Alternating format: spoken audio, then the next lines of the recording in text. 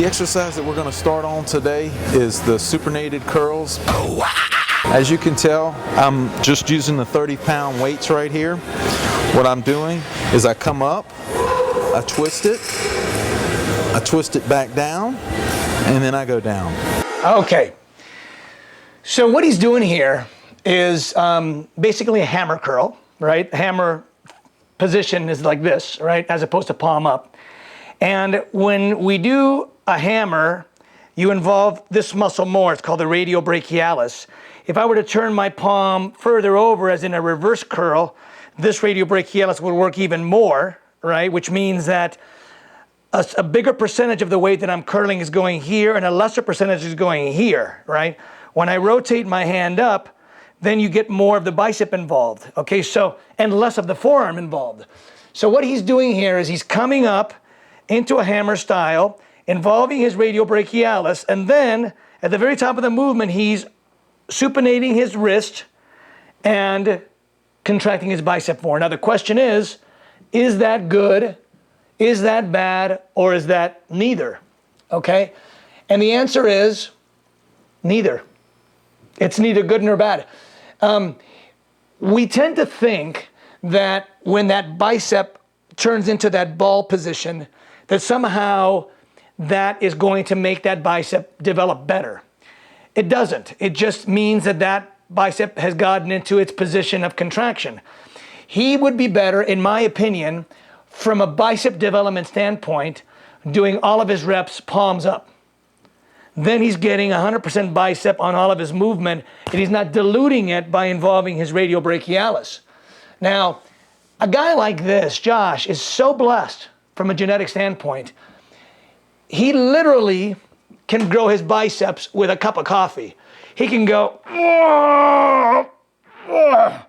and his biceps will grow because he is so gifted genetically. So I say that not to take away credit from Josh. He's a fantastic specimen.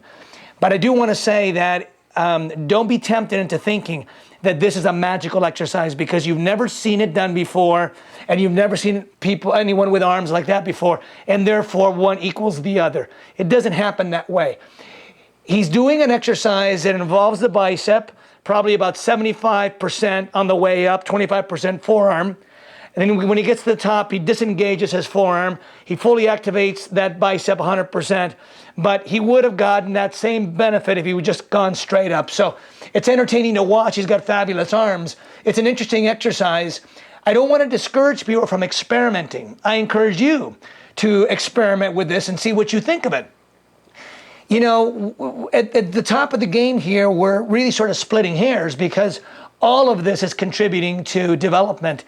And if you're making your workout fun by doing some of these things, you're going to end up with a positive physical result. So I don't discourage you from experimenting. My job here is to try to separate the wheat from the chaff, the things that are truly beneficial from the things that maybe aren't so beneficial, but they aren't so bad either. And that's what he's doing here, I think.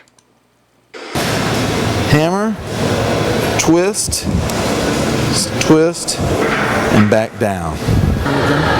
So you come up, twist it, really squeezing it. Yeah, see, that would convince anyone that that's a magical exercise. But it actually isn't magical. It's just that he's just so genetically gifted. You know, the thing is that most of us have done standard barbell curls, standard alternate dumbbell curls, standard preacher curls, and the truth is those are fabulous exercises. They're really, really great. They produce a wonderful result. But something in the back of our heads always thinks there's a secret exercise, there's a magical exercise, there's an obscure exercise somewhere that'll give us the kind of results that only the pros know about. But that's not exactly true. The pros do experiment like this, but I can tell you that from a mechanical standpoint, this isn't any better. In fact, is probably slightly less good than a standard alternate dumbbell curl.